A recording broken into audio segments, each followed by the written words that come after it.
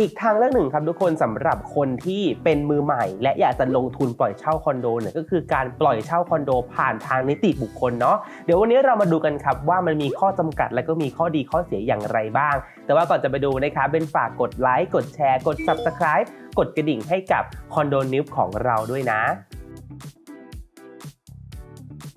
คือตอนนี้เป็นเชื่อว่าคนที่จะลงทุนคอนโดปล่อยเช่ารู้แล้วว่ามันมีวิธีการปล่อยเช่าหลากหลายเนาะเราทำเองก็ได้หรือว่าจะให้เอเจนต์ทำก็ได้แต่ทีนี้การปล่อยเช่าคอนโดผ่านนิติบุคคลเนี่ยมันแตกต่างกับเอเจนต์อย่างไรเดี๋ยวขออธิบายตรงนี้สั้นๆก่อนที่จะไปดูข้อดีข้อเสียกันเนาะการปล่อยเช่าคอนโดผ่านเอเจนต์เนี่ยมันก็คือการที่เราเนี่ยเอาห้องไปลงประกาศไว้ก่อนนั่นแหละแล้วก็มีเอเจนต์มาเจอห้องเราขออนุญาตเอาห้องเราเนี่ยไปทำการตลาดก็จะเอาห้องเราเนี่ยไปประกาศตามช่องทางอื่นๆที่มันหลากหลายมากยิ่งขึ้นก็เป็นการจัดห้องไปชนกับลูกค้าที่เขามีอยู่หรือเอาลูกค้าที่เขามีอยู่มาหาห้องที่ลูกค้าเขาสนใจประมาณนั้นซึ่งอันเนี้ยเราต้องยอมรับว่าเขาจะมีความกว้างขวางกว่าเราเนอะเอเจนต์เนี่ยเขาจะมีช่องทางเยอะสมัครทุกเว็บไซต์อะไรแบบนี้แล้วก็เขาจะมีฐานกลุ่มผู้เช่าอยู่แล้วเนาะมันจะเหมือนกับเป็นการทำการตลาดเชิงรุกนั่นแหละซึ่งแน่นอนว่ามันก็ย่อมมีการแข่งขันสูงอย่างหลีกเลี่ยงไม่ได้เลยเพราะว่าเอเจนต์เนี่ยเขาก็จะมีห้องที่เขาทำการตลาดให้อยู่หลายๆห้องมีลูกค้า1คนเขาก็ส่งห้องไปหลายๆห้องหลายโครงการเนาะห้องเราเนี่ยก็จะไปแข่งขันกับคนอื่นด้วยแต่มันก็เหมือนเพิ่มโอกาสที่คนจะเห็นห้องเรามากยิ่งขึ้นด้วยนั่นแหละทีนี้การปล่อยเช่าผ่านนิติล่ะเป็นอย่างไรอันเนี้ยไม่เหมือนกับเอเจนต์แล้วเพราะว่าเวลาที่เราจะปล่อยห้องผ่านนิติเนี่ยคือเราไปบอกนิติว่าเราเป็นเจ้าของห้องนี้นะเราต้องการที่จะปล่อยเช่าให้นิติดูแลให้นิติเนี่ยเขาจะดูแลเหมือนเอเจนต์ดูแลนั่นแหละแต่เขาจะไม่ได้เอาห้องเราเนี่ยไปปล่อยตามช่องทางอื่นๆเยอะแยะเหมือนกับเอเจนต์นะมันจะเป็นการที่ลูกค้าเนี่ยมีความสนใจโครงการนี้อยากจะหาห้องในโครงการนี้สำหรับเช่าก็เดินเข้ามาหานิติบุคคลและก็บอกว่ามีห้องไหนบ้างที่ปล่อยเช่านิติค่อยกางให้ดูว่ามีห้องไหนบ้างถ้าห้องท้ายตรงที่ลูกค้าต้องการเราก็ได้ผู้เช่าไปแต่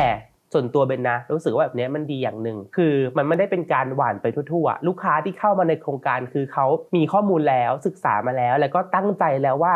ฉันต้องการห้องที่จะเช่าอยู่ในโครงการนี้ฉะนั้นเนี่ยถึงแม้ว่าอาจจะช้ากว่าเอเจนต์หน่อยแต่วิธีการนี้เนี่ยมันทำให้เราได้ผู้เช่าที่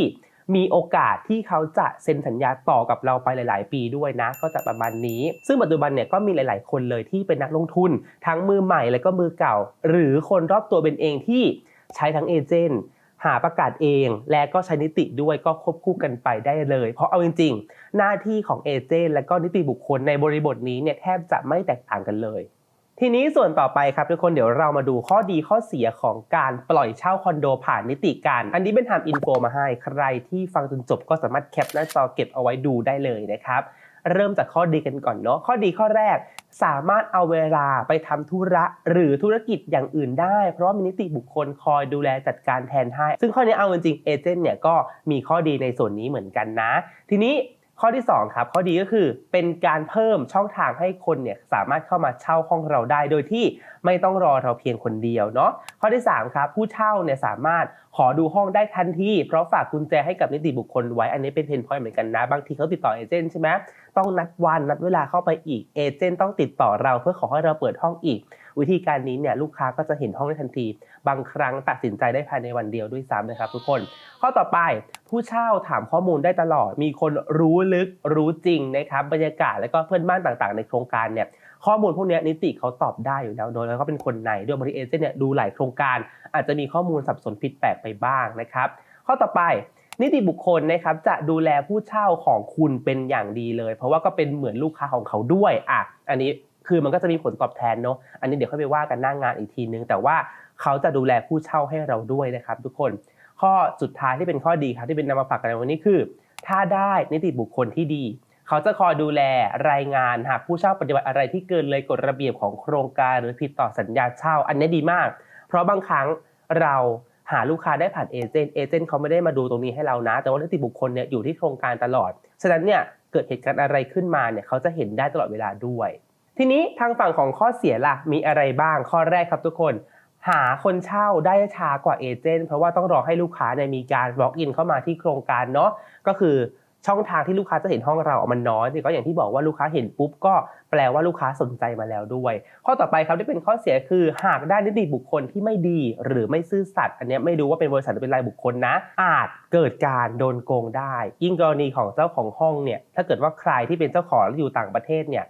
อาจเกิดการแอบอ้างในการปล่อยเช่าห้องของคุณได้เหมือนกันก็พยายามเช็คดูดีๆนะครับข้อต่อไปที่เป็นข้อเสียคือนิติบุคคลเนี่ยเขาเป็นด่านแรกเวลาที่ผู้เช่าเข้ามาติดต่อเนาะถ้า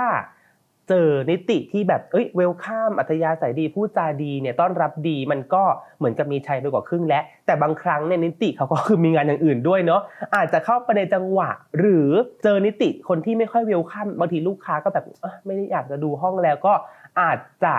ทำให้เราเสียโอกาสในการปล่อยเช่าห้องไปแม้ว่าห้องเราจะสวยมากตกแต่งดีเนาะทีนี้ข้อสุดท้ายที่เป็นข้อเสียที่เบนลิสต์มาให้ในวันนี้ก็คือถ้าคุณฝากเช่าผ่านเอเจนต์ด้วยเนี่ยและก็ฝากผ่านนิติด้วยมันอาจเกิดการแข่งขันอาจเกิดการคอมเมนต์กันเฉพาะบางที่นะอันนี้ก็ต้องมันเป็นข้อเสียเหมือนกันเพราะบางทีลูกค้าก็จะรู้สึกแบบไม่สบายใจรู้สึกว่าแบบ uncomfortable ที่จะแบบมาที่โครงการเราอะไรแบบนี้ก็มันก็เสียโอกาสในการปล่อยเช่าเหมือนกันทีนี้เมื่อกี้ตอนที่เป็นพูดถึงข้อดีครับเป็นพูดแตะไปในเรื่องของผลตอบแทนของฝั่งที่เราปล่อยเช่าผ่านนิติเนาะก็คือการปล่อยเช่าผ่านนิติก็มีค่าคอมมิชชั่นเหมือนกันนะครับก็คือเหมือนกับการปล่อยเช่าผ่านเอเจนต์เลยก็คืออัตราค่าเช่า1เดือนนะครับต่อสัญญาเช่า12เดือนหรือว่า1ปีขึ้นไปเนาะก็จะจ่ายให้กับนิติบุคคลด้วย1ครั้งตอนที่ลูกค้าแรกเข้าห้องครับส่วนต่อไปครับทุกคนเมื่อกี้เนี่ยเราพูดถึงข้อเสียไปแล้วแต่เป็นรู้สึกว่าเบนอยากจะพูดเพิ่มเติมในสิ่งที่ควรจะต้องระวังหากคุณเป็นมือใหม่ที่ลงทุนคอนโดและอยากจะปล่อยเช่าคอนโดผ่านทางการฝากไว้กับนิตินะอันนี้เนี่ยมันจะมีขอบเขตที่นิติบุคคลสามารถทำได้ทำไม่ได้อันนี้คือคุณต้องดูคุณต้องคอยไปมอนิเตอร์มันมีอะไรบ้างเป็นลิสต์มาให้ทั้งหมดประมาณ3ส่วนเป็นเหมือนกับคร่าวๆแต่ว่าเป็นส่วนที่สำคัญนะ3ส่วนนี้คือต้องดูแน่ๆถ้าเกิดคุณปล่อยเช่าผ่านนิติมามีอะไรบ้างไปดูกันข้อแรกครับทุกคนเวลาที่เราจะปล่อยเช่าคอนโดผ่านนิติเนี่ยให้นิติบุคคลหาคนเช่าให้อย่างเดียวนะในกรณีนี้เนี่ยต้องตกลงกันนะครับว่าจะมีค่าคอมมิชชั่นเท่าไหร่แล้วก็ให้เมื่อใดแล้วก็หาคนเช่าให้เฉยๆนะไม่ต้องมาทำการส่งสัญญาอะไรอย่างเงี้ยคือค่าคอมมิชชั่นเนี่ยมันก็ขึ้นอยู่กับขั้นตอนความยุ่งยากการดูแลมากน้อยของนิติบุคคลด้วยก็คุยกันให้เคลียร์ว่าขอบเขตของเขามีแค่ไหนและผลตอบแทนเขาจะได้เท่าไหร่เนาะกรณีที่2คือบางกรณีนะครับที่นิติบุคคลอาจมีข้อเสนอบริการอย่างอื่นเพิ่มเติมให้อย่างเช่นเจ้าของห้องนะครับอยู่ต่างจังหวัดหรือต่างประเทศเนี่ยในการซ่อมแซมสิ่งต่างในห้องเนี่ยนิติก็อาจจะเสนอให้ก็ต้องมีความชัดเจนว่าจะคิดบริการเท่าไหร่แล้วก็จะคิดหรือไม่อย่างไรด้วยนะครับก็ต้องมีการคุยก่อนนะคุยล่วงหน้าแล้วก็เขาจะต้องรายงานเราทุกอย่างที่เขาจะทำกับห้องเราด้วยนะครับและข้อสุดท้ายครับทุกคนนิติบุคคลบางที่เนี่ยเขาอาจจะมีการเสนอเป็นคนที่จะเก็บค่าเช่ากับผู้เช่าให้ด้วยนะครับซึ่งทางปฏิบัติแล้วเนี่ยผู้เช่าเนี่ยก็สามารถที่จะโอนค่าเช่าให้กับเราโดยตรงได้เนาะถ้าให้เบนแนะนำในทางที่ดีเนี่ยให้ผู้เช่าจ่ายตรงกับเราจะดีกว่านะครับส่วนนี้ก็ต้องบอกนิติด้วยว่าขอบเขตของคุณมีแค่หาผู้เช่ามานะดูแลเราจ่ายค่าเอเจนต์ให้แต่ว่าเรื่องเก็บค่าเช่าเรื่องซ่อมแซมต่างๆเราต้องเป็นคน approve เองเราต้องเป็นคนดูแลเองอย่างนี้เป็นต้นครับโอเคครับทุกคนและนี่นะครับคือทั้งหมดของคอนเทนต์ปล่อยเช่าคอนโดผ่านนิติมีข้อดีข้อเสียอย่างไรนะครับก็เก็บไว้เป็นอีกทางเลือกหนึ่งนะครับสำหรับใครที่เป็นมือใหม่อยากจะลงทุนปล่อยเช่าคอนโดนะครับแต่ว่ายังไม่อยากที่จะไปติดต่อเอเจนต์หรือว่าอยากจะหาทางที่